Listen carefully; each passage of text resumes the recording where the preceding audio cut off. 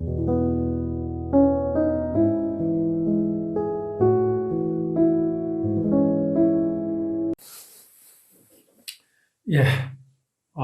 오늘이 드디어 2022년 범띠해가 지나갔죠. 범띠해가 지나가고 이제 또 토끼띠 새해가 밝았습니다. 하나님께서 지난 한 해 참으로 우리와 함께 하시고 말씀으로 은혜를 나눌 수 있는 그런 귀한 은혜를 주신 한 해를 또 감사를 드립니다. 예, 올해 한 해도 또 하나님께서 우리들에게 정말 지혜의 말씀, 곧 생명의 말씀을 풍성히 주심으로 우리가 정말 주님 안에서 이 생명의 말씀을 누리는 또 복된 한 해가 되기를 우리 다 같이 하나님 앞에 기도를 드립니다. 예, 오늘은 사무엘하 20장의 말씀으로 은혜를 나누겠습니다. 다윗이 예루살렘으로 돌아올 때 많은 일들이 있었습니다. 떠나갈 때에도 일들이 있었고 또 돌아올 때에도 일들이 있었습니다. 여기에서 우리가 살펴볼 수 있었던 것이 무엇입니까? 사람들의 그 마음을 볼 수가 있었습니다. 과연 누가 다윗을 향한 그 마음이 진정이며 사랑인 것과 또 말하자면 이제 그 마음을 감추고 그야말로 자기의 그 안위를 위해서 다윗을 이렇게 사랑하는 척하는 그런 모습들을 우리는 보았습니다. 자, 이제 모든 일들이 다 이제 수습이 되고 조용할 줄 알았는데 참 인생이란 게 그렇지 않지요. 우리도 이렇게 살다 보면 어떤 한 어려운 일이 지나가면 이제 끝났다 싶은 그런 생각을 가지는 순간 또 어떻습니까? 참 바람잘 날이 없는 이제 그러한 우리의 삶의 모습을 우리는 많이 경험합니다. 그래서 정말 우리가 알아야 할 것은 뭐 그렇다고 어떤 모든 것에 대해서 희망을 버리고 막 그것을 뭐라고 합니까? 뭐 염세주의라든가 허무주의라든가 그렇게 빠질 것은 아니지만 그렇다고 해서 우리가 사람에게 무엇을 기대하면서 살아가는 그런 것에 대해서는 우리가 한번 생각을 해볼 필요가 있습니다. 사실은 사람은 믿을 것이 없다라고 생각하는 것이 정확합니다.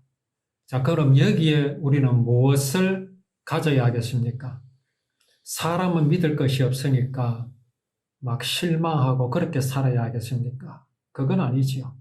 그래서 우리는 사람에게 무슨 기대를 거는 것을 버리고 정말 하나님만을 향하여서 하나님만을 믿는 우리의 마음이 되어야 하겠습니다.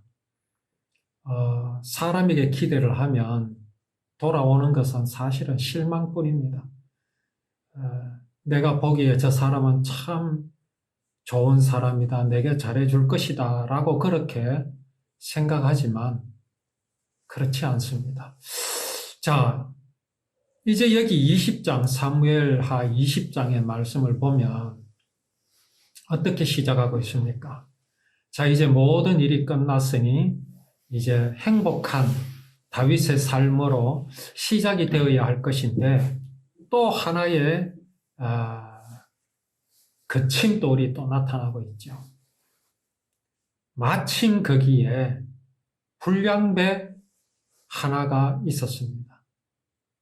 여기 불량배라는 것이 무슨 조폭이거나 아니면 아주 행실이 나쁜 사람이거나 그렇게 볼 수 있지만 이건 지금 누구의 입장에서 보는 겁니까? 이 성경을 기록한 이의 입장에서 볼 때 불량배라는 말씀입니다. 하나님이 보시기에 불량배다 이 말씀입니다. 그렇다면 이 불량배는 어떤 사람이겠습니까?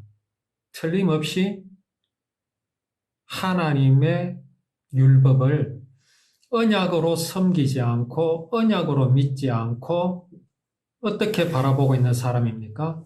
율법을 법으로 지키는 사람입니다. 사람이 하나님과 같이 될 수 있다고 하는 사단의 말을 신념으로 삼고 살아가는 사람임에 틀림이 없습니다. 이를 두고 하나님께서는 불량배라고 하지요. 그러나 사람이 보기에는 이 사람은 어떤 사람이겠습니까? 통솔력도 있고 능력도 있고 참 힘이 있는 사람일 수 있습니다. 아주 리더십이 있는 사람일 수 있습니다.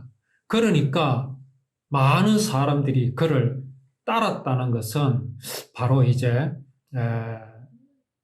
그 모든 이제 뭡니까 그 우리의 짐작하는 바를 뒷받침해주고 있죠.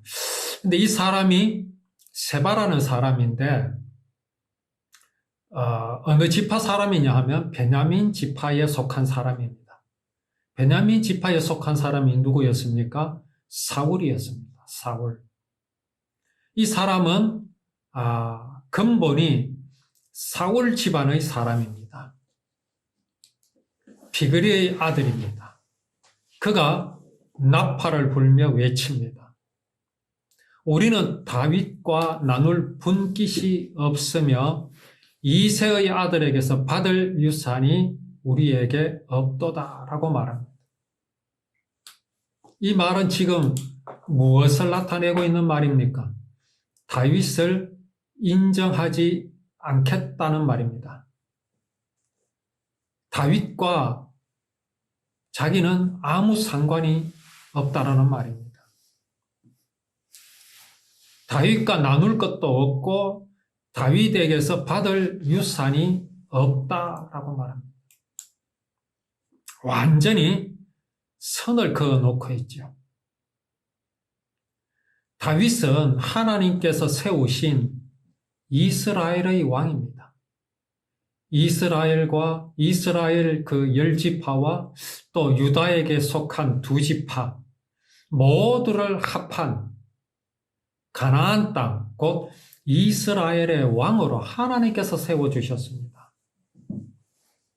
그 전임의 왕이 누구였습니까? 사울이었습니다. 사울은 온 이스라엘을 다스리는 왕이었습니다. 그가 왜 무너졌습니까?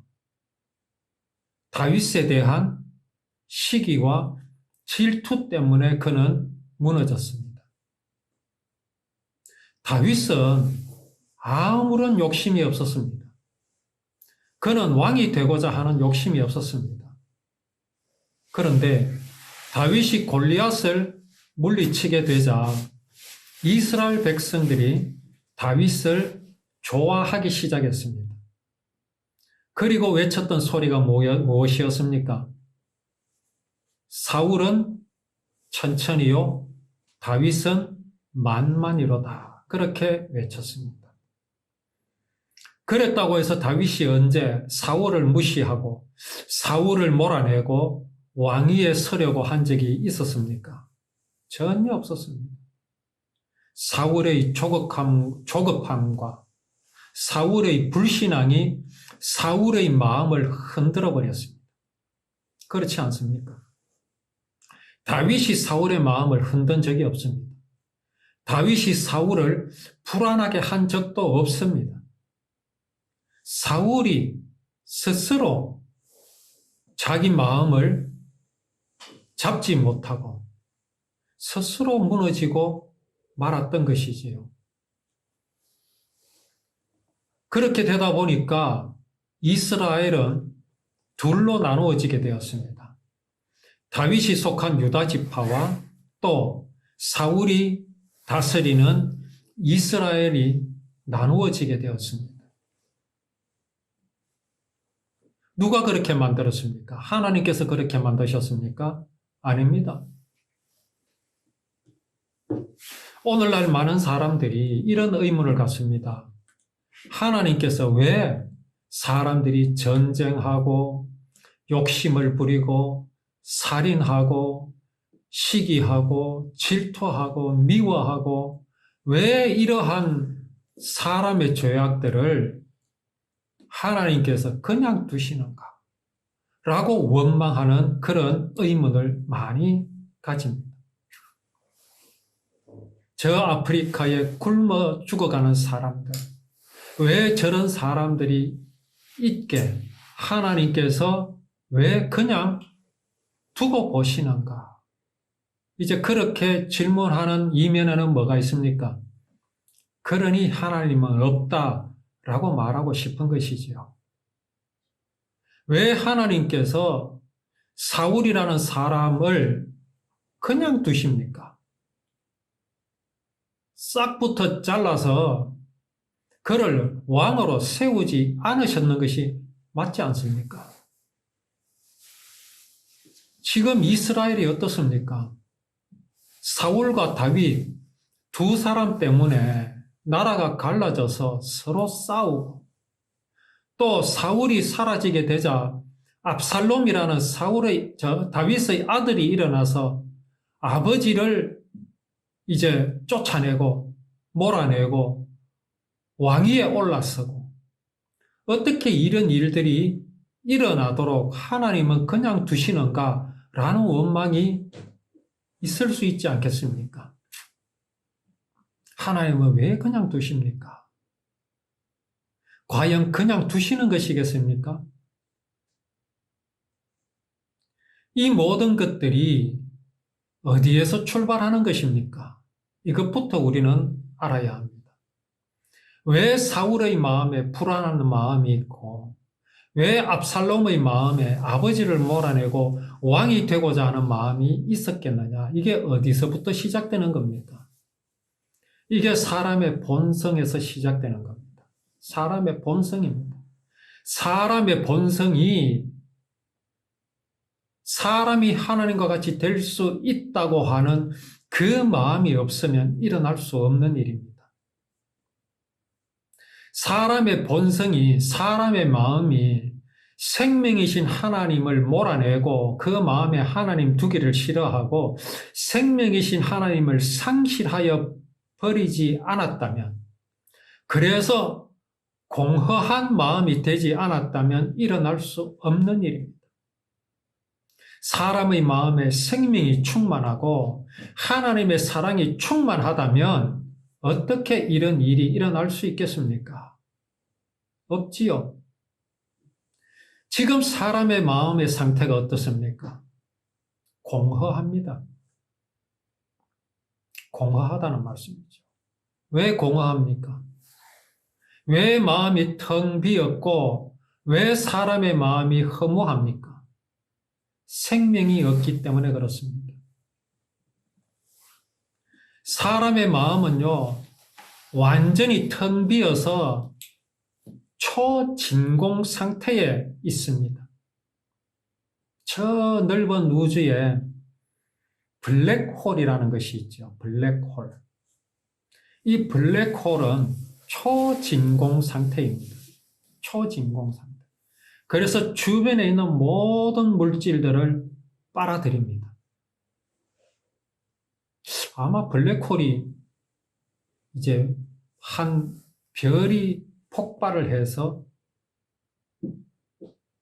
그 빈 상태가 블랙홀이 되고 또 블랙홀은 주변에 있는 모든 물질을 빨아들여서 또 하나의 물체를 이루면서 신성이 나타나고 뭐 그렇다라는가. 어쨌든 블랙홀은 그렇게 모든 물질을 다 빨아들입니다. 그런데요, 사람의 마음은요, 이 블랙홀보다 더 공허합니다. 더 공허합니다. 천하 만물을 다 준다 해도요, 사람의 마음은 채울 수 없습니다. 무엇으로 채워야 되겠습니까? 생명입니다. 생명으로 채우지 않으면요, 사람의 마음은요, 그 공허함을 달랠 수 있는 것은 아무것도 없습니다. 사울이 그랬잖아요. 그에게 하나님께서 나라를 주셨어요. 나라를 주셨음에도 다윗이 등장하자 그만 어떻게 됐습니까? 조급해지기 시작합니다. 이것이 사람의 마음입니다. 자, 이러한 사울을 하나님께서 처단해버리시면 되지요. 그렇지 않습니까? 그러면 아무런 문제가 일어나지 않습니다. 근데 그럴 수 있을까요? 하나님의 손이 짧아서 못하시는 것일까요? 눈이 어두워서 못하시는 것일까요? 아닙니다. 하나님이 그렇게 하실 것이었으면 처음부터 하시면 됩니다. 처음부터 무엇을 어떻게 하셨어야 하지요? 선악을 알게 하는 나무는 세워두지 않으시면 됩니다. 그렇지 않습니까? 그렇게 하셨다면 사람은요, 그 마음에서 하나님을 버릴 이유가 없었습니다. 그런데 무슨 문제가 생기겠습니까? 선악을 알게 하는 나무가 없다라는 것은요, 하나님께서 사랑하시기 위하여 창조하신 사람을 그냥 무엇으로 만드신 것과 같겠습니까? 로봇으로 만든 것 같습니다. 그런데 하나님은 사람을 그렇게 창조하지 않으셨습니다. 사랑이신 하나님께서 사랑하시기 위하여 창조하셨습니다. 그래서 사랑은 어떤 것입니까? 강제하는 것이 아닙니다. 너 날 사랑해. 선악을 알게 하는 나무는 필요가 없지요. 왜? 하나님이 강제로 사랑하게 하시기 때문에. 자, 그래서 지금도 하나님은 사람을 다스리시는 방법이 사랑으로 하십니다. 언제든 강제로 하실 수 있죠. 둘러 엎으시면 됩니다. 그러나 그것은 사랑이 아니죠. 그래서 오늘 여기 사울의 사건, 또 압살롬의 사건, 오늘 여기 또 불량배 하나, 세바가 나타나는 사건에 대해서 우리는 그 책임을 하나님께로 돌릴 수가 없습니다. 이 모든 것들이 사람의 본성 때문에 일어난 일임을 우리는 분명히 알아야 하며, 내 역시 하나님 앞에서 세바와 같은 그런 존재이며 그러한 마음이 우리에게 있다라는 사실을 우리는 잊지 말아야 합니다. 이런 마음을 두고 예수님께서는 이렇게 말씀하셨습니다. 마음이 가난한 자는 복이 있나니, 애통하는 자는 복이 있나니 그러셨습니다. 이걸 두고 뭐 회개를 하라니 이따위 말에 우리는 속지 말아야 합니다. 그 말이 아닙니다. 내 자신이 어떠한 마음인가, 내 자신이 어떠한 존재인가를 우리는 분명히 알아야 합니다. 그래서 이 사람이 나타나서 이스라엘 사람들을 유혹하니까, 이스라엘 사람들이 어떻게 했습니까? 다윗이 이제 요단강을 건너 도망하였다가 다시 돌아올 때에 이스라엘 백성들이 다 나와가지고 자기들은 우리가 이 이스라엘 땅에서 10개의 그 몫이 있다 그러지 않았습니까? 그러면서 다윗을 모셔오려고 그렇게 유다 사람들과 언쟁을 하고 그렇게까지 했던 사람들 아닙니까? 그런데 세바가 나타나서 한마디 딱 하자 어떻게 됩니까? 대부분 이 사람들은 다윗 따르기를 거치고 세바를 따라갑니다. 이게 뭡니까 도대체? 이 귀가 팔랑귀도 아니고, 여기에서 우리가 볼 수 있는 게 뭡니까? 이스라엘 백성들이 유다 사람들과 그렇게 이제 언쟁을 하면서 했던 다윗을 위한다고 하는 그 말이 다 뭡니까? 다 거짓말입니다. 그때는 진심이었겠지요. 그러나 그들의 마음이 어떤 마음입니까? 그냥 바람이 불면 훅 날아가 버리는 그런 마음이라는 겁니다. 이게 인생입니다. 그래서 이제 이스라엘 사람들은 세바를 다 따라가 버리고 이제 유다 사람들만 왕과 합하여서 요단에서 예루살렘까지 올라갔습니다. 자, 다윗이 이제 본궁으로 돌아왔지요. 본궁으로 돌아왔는데 전에 이제 다윗이 압살롬을 피해서 도망가면서 왕궁을 지키라고 누구를 남겨두었습니까? 후궁들을 남겨두었어요. 참 이게 이상했지요. 아니 왕궁을 지키게 하려면 요압을 남겨두든지 이 병사들을 남겨두어야 할 것인데 아무 힘도 없는 후궁들을 남겨두었습니다. 왜 그렇게 했습니까? 적어도 율법에 의하면 아버지의 아내를 범하지 말라. 율법에 그렇게 기록되어 있거든요. 그러니 다윗의 생각에는 후궁은 자기의 아내고 압살롬에게는 뭐가 됩니까? 어머니가 되잖아요. 그러니까 적어도 압살롬은 자기 어머니는 범하지 않을 것이며 쫓아내지도 않을 것이라 아마 그렇게 믿었을 겁니다. 과연 압살롬이 그렇게 하겠습니까? 하지 않았습니다. 그때 압살롬의 옆에서 모사꾼 역할을 한 사람이 누굽니까? 아히도벨이죠. 아히도벨은 전에 사울을 따랐던 사람이었는데 이 사람이 또 밧세바와 또 관련이 있어요. 아마 밧세바의 할아버지인가 그렇게 되죠. 그러니까 다윗과는 별로 안 좋은 감정입니다. 그래서 이제 이 아히도벨이 압살롬의 편에 서서 뭐라고 했습니까? 저 후궁들을 범하십시오. 후궁들을 차지하라고 그랬습니다. 그렇게 하면 그 아버지를 범하는 것이 되거든요. 그걸 이스라엘 백성들이 보는 앞에서 그렇게 하라고 아히도벨이 모사를 했어요. 자, 그러니 다윗의 어떤 생각은 완전히 빗나간 겁니다. 이 후궁들이 무슨 잘못이 있습니까? 다윗이 본궁으로 돌아와서 후궁에게 어떠한 결정을 내립니까? 우리가 이것에 대해서 참 한번 깊이 생각해 볼 필요가 있겠습니다. 이제 오후에 또 말씀을 나누도록 하겠습니다.